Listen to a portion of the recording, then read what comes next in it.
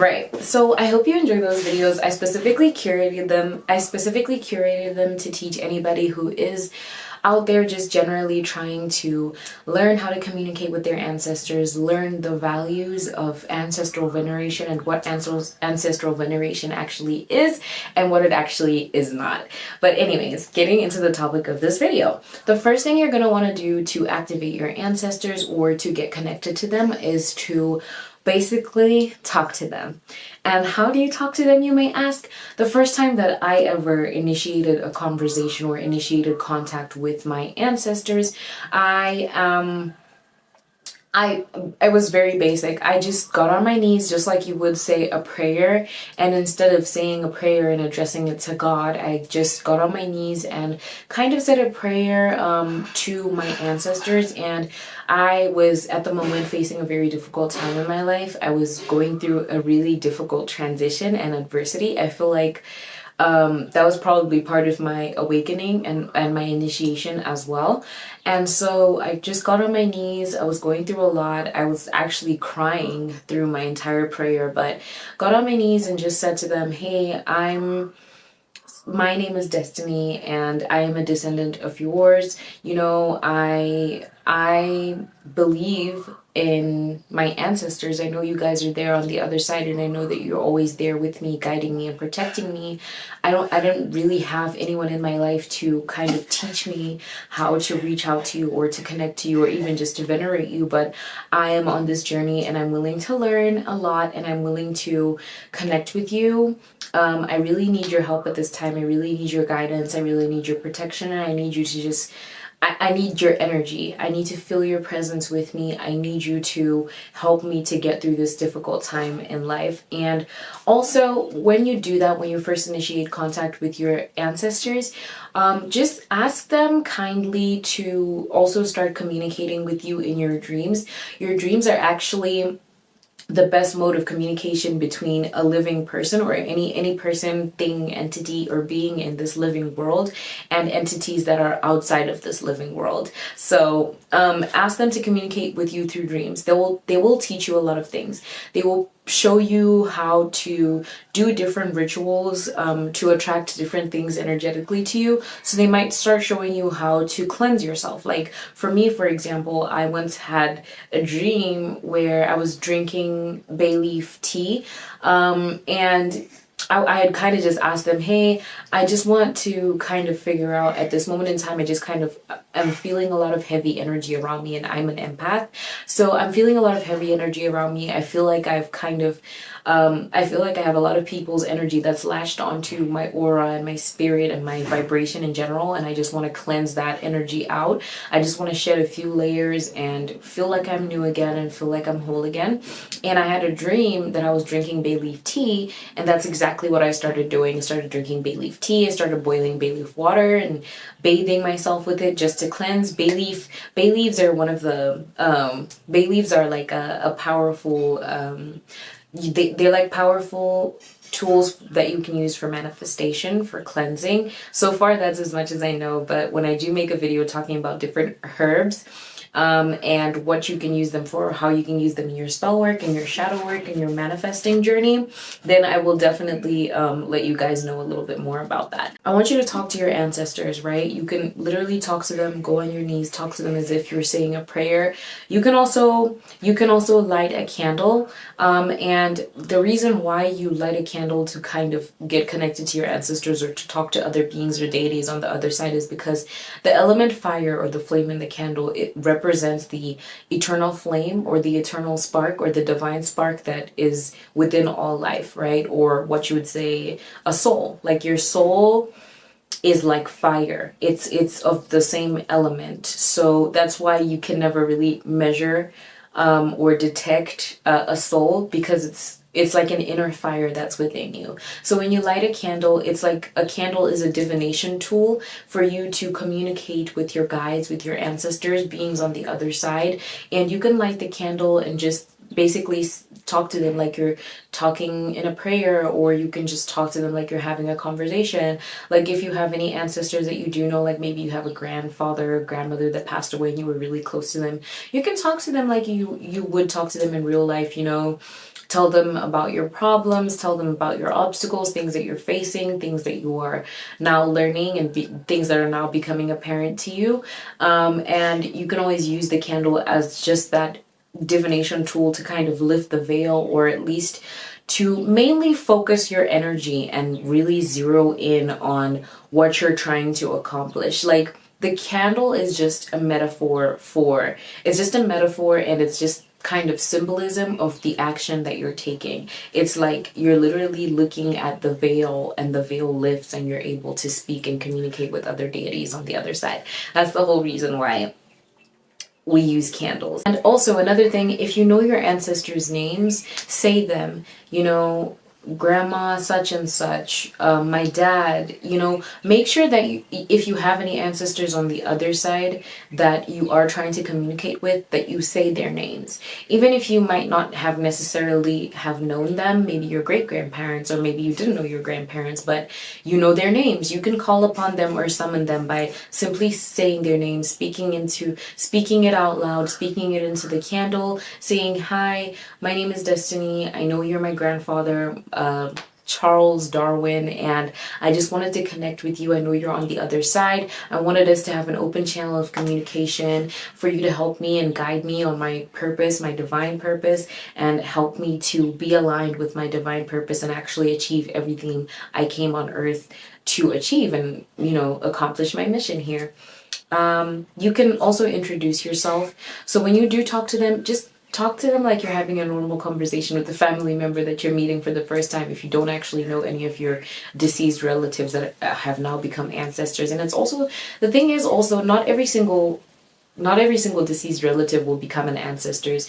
Ancestry, or being an ancestor to another person, is a calling. It's a destiny. It's very few are chosen. So it's not every ancestor that you're going to be able to connect with, or every ancestor that's going to be able to connect with you and help you and guide you on your divine path. And not all ancestors are good and evil, but I talk a lot more about that in my ancestry video, so check that out. When you're basically, just to summarize everything we said, when you're basically talking to your ancestors, make sure that you use a candle as a divination tool if you would like to.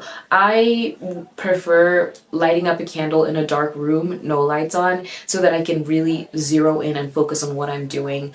Introduce yourself. I am the daughter or son of such and such, and I'm a descendant of yours, and I'm really interested in getting to know you. I'm really interested in us helping each other to break generational curses, to break generational boundaries, to grow in consciousness and grow the consciousness of our collective and our family and all of the descendants that will come after me, and all of the ones that have ascended before me, and such, and etc. So another way to venerate your ancestors, which would be number 2, is to make them offerings, okay? This one is really important. The thing is, yes, we do have ancestors, and yes, they are on the other side here to guide and protect us and kind of help us accomplish our destiny and achieve our destiny, but most people's ancestors have now become dormant, right? What does this mean?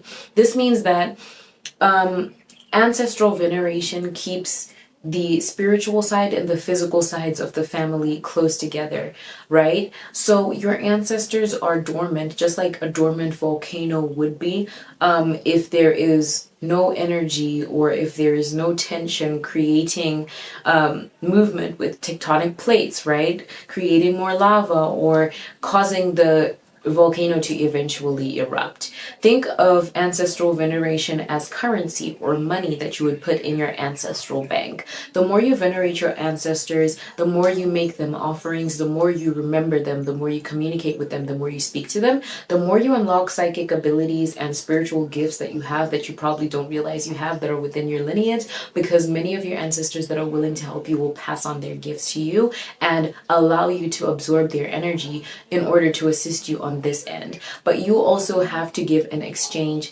an energy exchange, right? It's an energy exchange between you and your ancestors. So whatever you offer them, like, I like to cook food, and sometimes I like to cook food that I know my ancestors loved, the ones that I'm trying to reach out to, or food that I like in general, because you are your ancestors. So chances are, if you eat some type of traditional food, they probably would enjoy it. It doesn't have to be just traditional food. Any meal, anytime you feel like you would like to give your ancestors an offering, you can cook them a meal. You can plate it just like you plate your own dinner. And when you eat your own dinner, you take their plate and you put it on the altar and you give it to them as an offering.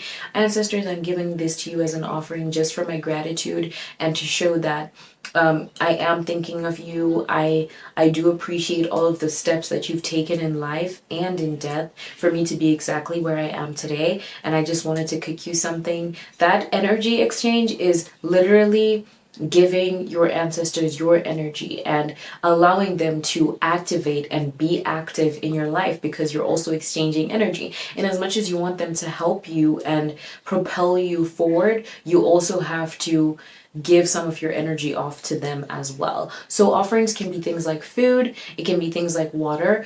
I like going out outside to a nice big tree, going out there saying all the things I'm grateful for. Thank you so much, ancestors, for my job, for my life, for my home, for my family, for my good health and genetics. Thank you so much that I don't have any chronic illnesses, that I'm an able-bodied person, that I have so much abundance of food, of love, of joy, of life experiences, of travel. Thank you so much for all of the education that I have.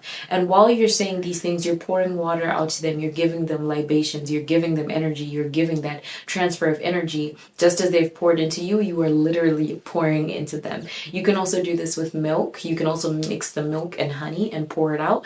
Usually, another ritual I like to do is to activate my ancestors and strengthen my ancestors. I like to pour milk outside of our front door, just right outside our front door every day. I do it for 7 days, a 7-day ritual where you're just pouring milk, giving gratitude, asking them to connect with you, asking them to communicate with you, especially through your dreams, asking them to help you have discernment, have the ability to be able to understand your dreams and understand the information that they are passing on to you. You know, asking them for signs, you know, hey, I would like to, maybe I think I want to leave my job. I don't know if it's a good time or not. Can I have a sign? Can you show me a sign in the form of something like this? Can you show me the sign in the form of me getting a job offer somewhere else, me getting a job opportunity somewhere else? You can also give them alcohol, right? Alcohol is like a spirit, right? There's a reason why it's called a spirit. Alcohol is like water, but water with the element fire mixed in it as well together. So alcohol is a good offering. If you knew that your grandma likes some rum, get her a nice full bottle of rum, open that and say, hey grandma, I know I've never really communicated with you, or I'm so grateful for everything that you've done for me. Thank you so much for communicating with me, for guiding me, for protecting me, for always being there, for bringing all of this abundance and opportunity into my life. I hope that this alcohol gives you strength and lights up that eternal fire within you on the other side. I hope that you enjoy it and you pour it out on the floor. Another libation. You can cook for your ancestors. You can put food on the altar. You can give alcohol as libations, milk and honey. You can give them water. You can also decorate your altar with things that maybe your ancestors would have enjoyed. Like I have maybe your grandfather liked to smoke cigarettes. You can put a cigarette or a pack of cigarettes on the altar for him. You can put some weed on there for him if he likes to smoke a little kush.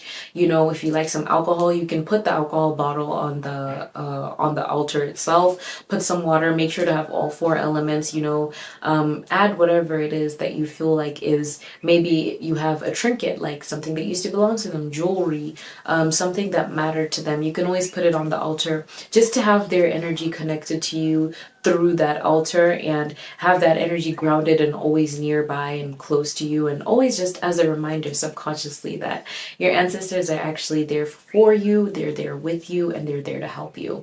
It will also just help you to remember to keep up with your veneration rituals as well. It's easier if you see an altar and you see things that they like, to also remember to do other things for your ancestors. Put their favorite snacks, you can add their favorite drinks to the altar. Another thing I was talking about is libations. I personally love to do libations.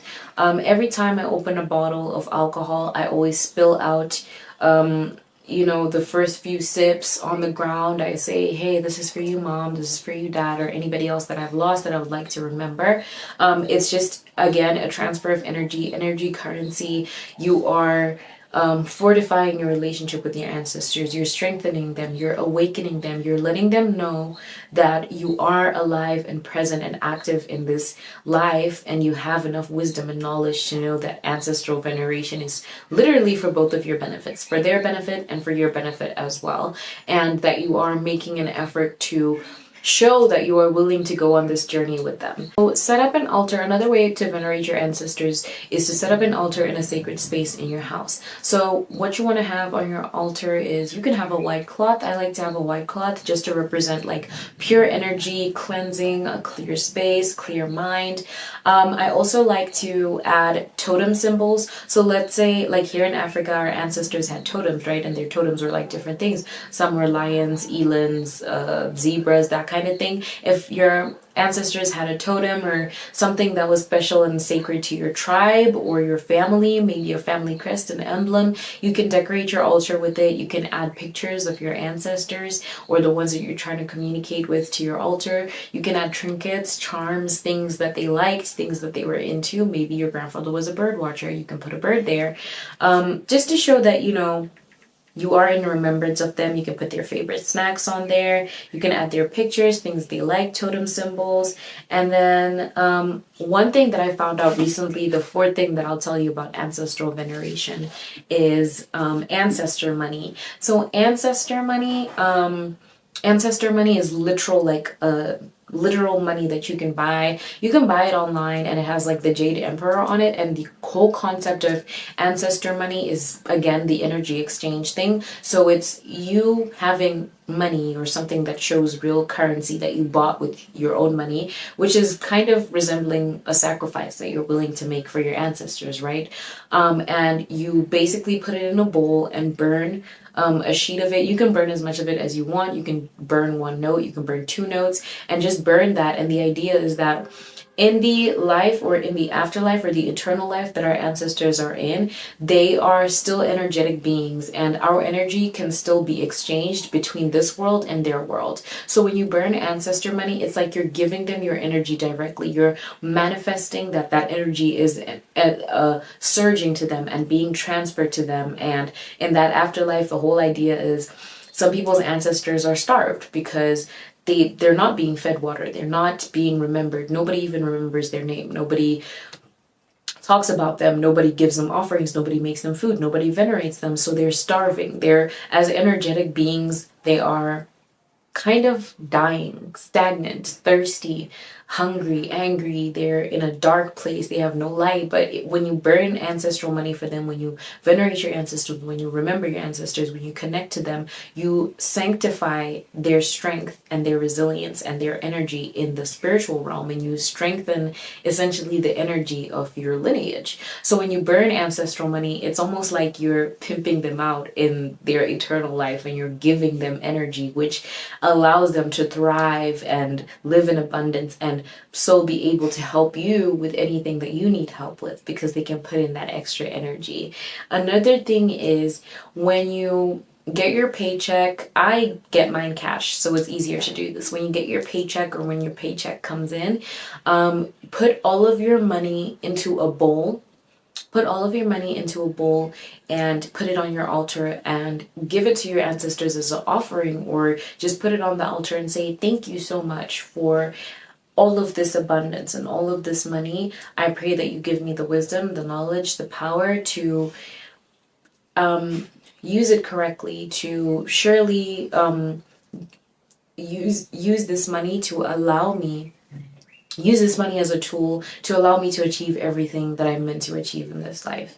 But yeah, that was pretty much it for this video, guys. I hope you guys appreciated it. I hope you learned a thing or two. If you guys have any more questions, please drop them down in the comment box below. If you guys would also like me to expand on anything that I mentioned above, please do let me know. I will make a separate video explaining anything else. And if you have other topics that you're interested in that involve the occult or metaphysics that you would like to dive into but don't know too too much about, then don't worry, bestie, I got you. I will look into it for you and make an amazing video for you to watch and understand the information. I really appreciate all of the kindness that you guys show me. I'm so grateful for all of you that subscribe to my channel, for all of you that tune into my channel weekly to watch my videos, to like them, to comment under them. Your kindness definitely does not go unappreciated. I appreciate it so much. If you're not already, please subscribe to my channel. I will link down all of my social media below, and you can follow me on TikTok, you can follow me on Instagram, and you can subscribe to me here on YouTube. Peace, family. Bye.